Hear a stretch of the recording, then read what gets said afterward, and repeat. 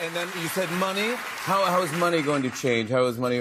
Well, poor people don't have bank accounts, and so when they have an emergency, they want to borrow, save. It's very tough. Small transactions, the fees are just too high when you have banks and ATMs and all that. If we take the cell phone and just use digital currency, then you can have all those financial services. So 2 billion people who don't have any kind of bank account will have all sorts of innovative services, help them save, pay for education. And it requires a little bit of work getting the regulation right, getting it to critical mass, getting people to trust it. But the magic of that cell phone with the right software means that people have banking, and that's really big for their lives. So they can borrow when they need to. And that's interesting, because everyone has a cell phone and a smartphone now. I am here with Bill Gates. Planning. Some of what you just described, the need to move money from place to place, the cost of doing so, the overhead, as you put it, makes me think, believe it or not, of Bitcoin, because some people have said, hey, Bitcoin is the answer to those problems. Are you a believer? Well, Bitcoin is exciting because it shows how cheap it can be. Bitcoin is better than currency in that you don't have to be physically in the same place.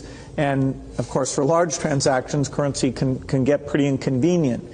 The customers we're talking about aren't trying to be anonymous. You know, they're willing to be known. So the Bitcoin technology is key, and you could add to it, or you could build a similar technology where there's enough attribution that people feel comfortable. This has nothing to do with terrorism or any type of money laundering.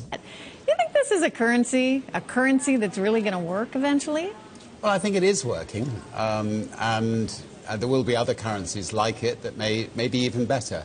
But in the meantime, there's a big industry around Bitcoin, and you know, people have made fortunes out of Bitcoin. Some people have lost money out of Bitcoin.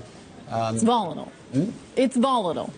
Yeah, but it is quite volatile. But you know, when in volatility, people can make money out of volatile situations. Why was it important for you to give it sort of that stamp of approval, that endorsement, by saying to the Winklevoss twins, yes, you can pay for the ride with Bitcoin? Because I'm not foolish. I mean, you know, Chris talked about it earlier, but Bitcoin and things like it is the equivalent of the red pill. Okay?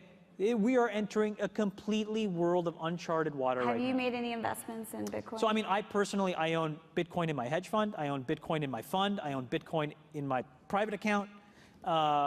It is a huge deal. It's a huge, huge, huge deal. Because what you're talking about right now is, for the next 3 to 5 years, an unbelievably better store of value. It's being used everywhere where you would think it would be used. Russia, Iran, Iraq, Egypt, Venezuela, Argentina, everywhere where you have currency pressure, everywhere where you want to basically shield your assets. And then after that, it'll probably become a payment mechanism.